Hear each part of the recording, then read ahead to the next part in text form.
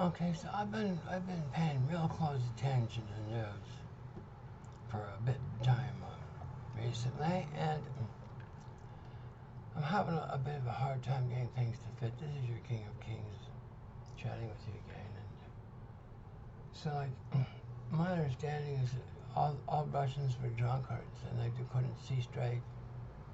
They were stupid, they couldn't get anything happening, and just basically a gas station. Their weapons are no good, their army's no good, they're all stupid. It'll be easy to take. No problem. We'll just threaten them with NATO and they'll bend over and open their cheeks for us. But you see, I'm wondering why grown-up folks don't do no due diligence, like as if they're buying a company, for instance. Before you go to war, you think you'd do at least that much research before you stumble into a martial combat, but not these. Like, no, they're very intelligent, don't you know? They're geniuses.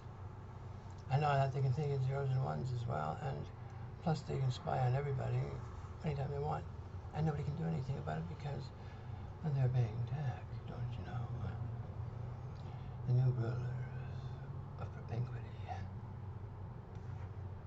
Anyway, they gave their power to another demon. I can't remember his name. Communism, was it? Nazism. Zionism. I forgot. I'm kind of old and fuddly now, so I'm trying to make sense of what the news has been saying, you know. And so the United States spends $1 trillion a year on her military. Let's face it, 860 billion is what they admit to. And I've been paying a lot of attention to them. I can't find too much truth coming out of them lips. They all be fibbing about pretty much everything. 9/11, Afghanistan, Iraq, all of it. It's all a bunch of fibbing fools, looks to me like. But I can't tell you, see, because I'm old and I wasn't educated at no Ivy League school. In fact, I wasn't really educated much at all. I went to high school for a bit and found my teachers didn't want to be there, so I figured, why should I? Anyway, I went and learned elsewhere. Got me a king-size education. But the point is, what's the deal here? How come Russia, in a regular year, spends 52 or 56 billion dollars on our military, and did in 2022 as well. In 2023, she spent, I think it was 76 billion, and is looking for 150 billion this year. So we have $1 trillion and 150 billion. That's close enough to 10%. Can we say that? Because I'm not too bright in math neither.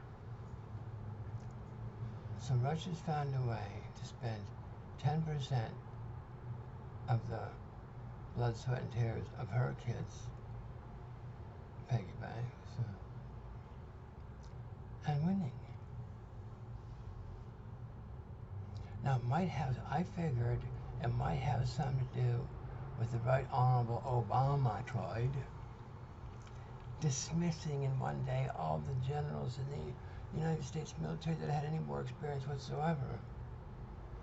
And so what you've got right now for military are a bunch of posers that most of them have never even taken or received a punch, thrown a punch or received one from another man. Never stepped across the line. They've been too polite all their lives. But they postulate themselves as warriors because they've studied at some college or other about the finer details of prosecuting war.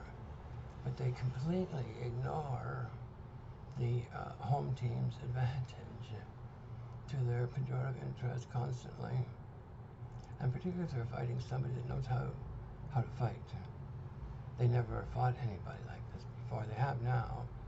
They fought the Russians in Ukraine and have lost miserably. 4 full armies worth of men and material. The first 2 were chewed up by 30,000 guys called the Wagner Group. The author of Valhalla, etc., ding-a-ling-a-ling. Anyway, the Wagner Group pretty much single-handedly defeated two full Ukrainian armies. A little bit of help, extraneous help, with the Russian military around the sides. So those are Russian warriors. And right now, Russia's saying, anybody else want some of me, like while we're up? NATO want to come and play, tank on Ukraine for better friends, perhaps. How about England? England want to come here and take the gloves off and battle with us in Ukraine, or on her own soil, if she prefers. The thing is, Vladimir can destroy every capital in Europe in less than 20 minutes. That's all their airfields, everything else, and nobody can stop it. He doesn't want more territory. What he wants to do is business. That's it, period. You keep your goodies to yourself, and he'll grant you the same privilege. But if you want a war, let's do it now. When you've got bozos for generals, nincompoops running your political affairs with no sense of history. As a matter of fact, they've canceled history. History's bad for business. It hints at truth and shit. You can't have any of that hanging around. Truth is ugly. You gotta remember this. Truth is always ugly.